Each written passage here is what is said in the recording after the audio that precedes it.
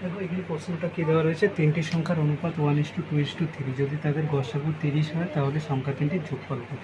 তাহলে আমাদের ফার্স্ট কাজ কী থাকবে, ফার্স্ট কাজ থাকবে সংখ্যা তিনটি বের করা।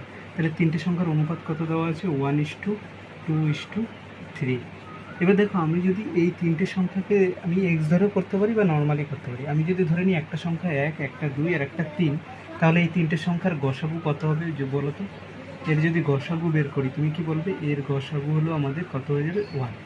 এই তিনটে সংখ্যার ক্ষেত্রে যদি দেখি আমরা 1, 2, 3, আমি ধরে নেব একটা সংখ্যা 1, একটা 2 আর একটা 3। কিন্তু এখানে কি বলেছে না, গসাগু কত, 30, মানে 1-এর ভ্যালু কত দেওয়া রয়েছে আমাদের, 30 দেওয়া রয়েছে। তাহলে এই তিনটে সংখ্যা কী কী হবে, একটা হবে 30, আর একটা 30 দুগুনি কত হয়ে যাবে 60, আর একটা 3 30 আমাদের 90 হয়ে যাবে।